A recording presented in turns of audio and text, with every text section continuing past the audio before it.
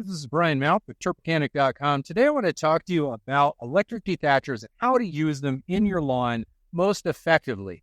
For those of you who don't know, an electric dethatcher basically claws the ground and pulls all of the dead material off the surface of the soil underneath your turf canopy, the actual grass blades that you see. In between the blades and the soil is all of the dead clippings that have accumulated over time. It's not exactly thatch, which is why it's weird to call it a dethatcher, but it is surface debris. And throughout the course of a year, that surface debris accumulates to the point where it becomes a problem in the lawn. And that's why we try to remove it. An electric dethatcher machine, in my opinion, is not as good as a manual thatch rake. However, a manual thatch rake is so difficult to use that it's very unlikely for the average homeowner to just go out into the lawn and spend hours and hours of their time trying to manually dethatch their lawn. Electric dethatcher of any variety, any brand, is going to get you through the whole entire lawn, unless you've got acres and acres to deal with, in a single day. What I recommend people do most of the time is to actually set these things on a higher setting. Don't dig all the way down into the ground.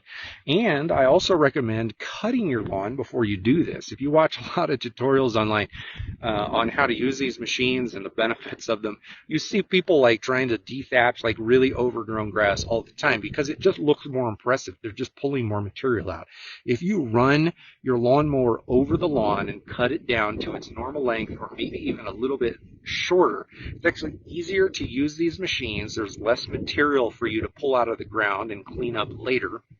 I never run an electric dethatcher on a lawn that is stressed out. So if you've got a lawn that's stressed out because of heat and drought, or a combination of both, then I always wait for temperatures to cool down a little bit and for moisture to get into the lawn. So what I did is I ran my irrigation system 2 days ago, and I allowed everything to kind of recover from a little bit of that drought stress that we have been experiencing over the past month or so. And I run these machines first thing in the morning in the cooler hours of the day when heat stress is at a minimum. No matter what you do, whether you're using a thatching rake or a scarifier or a dethatching set of tines, you are always going to be inflicting a lot of damage on the grass. So when you cut that grass short, you're going to be inflicting less damage on it.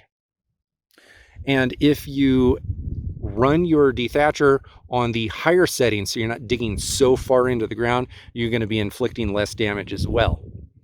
Now, unless you got one of those like fancy battery powered ones, which I don't own, you got to get yourself a good long heavy duty extension cord. And it's got to be long enough to get to wherever your seed bed is. That's a long cord.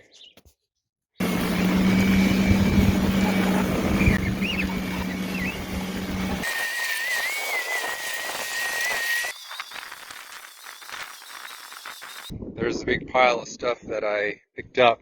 I ran 2 passes, one in this direction and one in that direction, perpendicular to each other, raked it all up into this pile. Then I took the mower on the bagger setting to pick up some of the stragglers left on the ground after raking, and to cut some of the grass back, the grass that had been kind of folded over and just kind of stuck in the mat. After running the dethatcher over it, some of it pops up. So you actually get a pretty darn clean cut after running that dethatcher. You're also going to find some weak spots in your lawn, which I have done. So all of this stuff right in here, this stuff is rough, man. But you can see now everything is much more loose in there. I can actually, this feels like dirt. That's soil right there.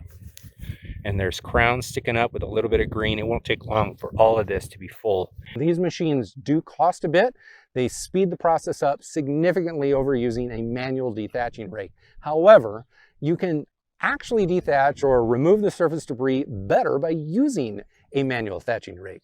It takes a lot more muscle, it takes a lot more energy, and it takes a lot more time, but you can actually get more material out doing it manually. So if you're not interested in spending extra amounts of money on this, or you want to learn how to do things better, even though they're a little bit harder, then make sure to watch this video up here, which is all about using the manual dethatching rake. And even if you do use these things, you need to use that manual dethatching rake anyway around certain areas of your property.